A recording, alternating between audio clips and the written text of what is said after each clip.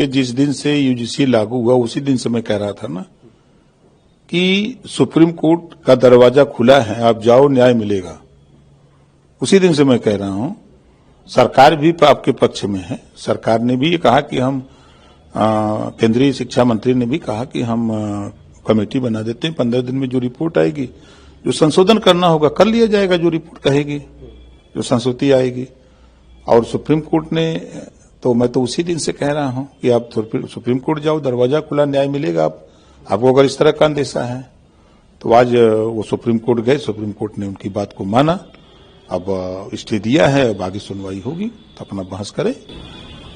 Bharatiya Janata party के लिए आपको नहीं लगता केंद्र सरकार के लिए एक बड़ी कोई चीज नहीं है, कौन सा झटका है?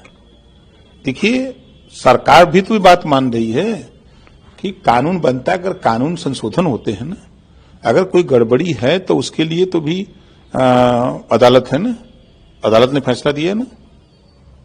हम तो सुबह भी यही बात कहे थे कि भाई सुप्रीम कोर्ट में अपनी बात रखने का अधिकार सबको है, आप जाइए, न्याय मिलेगा।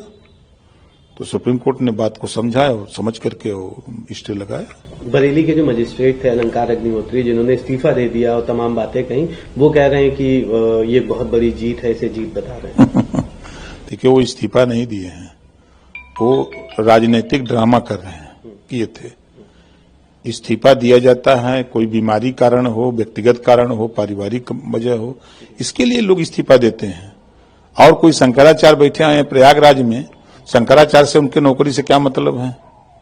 यूजीसी से मुद्दा बताया, यूजीसी को भी नहीं, यूजीसी भी तो उनका क्या इशू है? उनका तो कोई इशू नहीं है। वो इस हवा में अपना नेता बनने की कोशिश किए और इसी वजह से अगर वास्तव में जो इस्तीफा देने के कारण होते हैं वो कारण दिए होते तो वो इस्तीफा उनका स्वीकार कर लिया गया होता। लेकिन ये तो सिर्फ राजनीतिक ड्रामा कहते हैं इसको। अब तो वो जीत बता रहे हैं, लेकिन कोई जीत नहीं है। क्या होना है सुप्रीम कोर्ट? देखिए, सुप्रीम कोर्ट ने उस बात को सुना और अपना रोक लगाई है।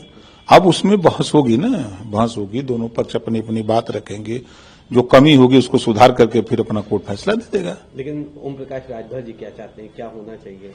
नहीं, देखिए, अब सुप्रीम कोर्ट के फैसले पर कोई उंगली नहीं उठा सकता। सरकार संविधान से चल रही है। संविधान के पहले पन्ने पे लिखा है समता, स्वतंत्रता, बंधुत्व, न्याय, पहले पन्ने पे लिखा हुआ। उसी आधार पे प्रदेश की सरकार चल रही है, उसी आधार पे केंद्र की सरकार चल रही है। दोनों सरकारें संविधान की बदौलत चल रही हैं। तो संविधान सर्वोपरि है और उसमें सुप्रीम कोर्ट सर्वोपरि है। तो सुप्रीम कोर्ट के फैसले पर कोई उंगली नहीं उठा सकता।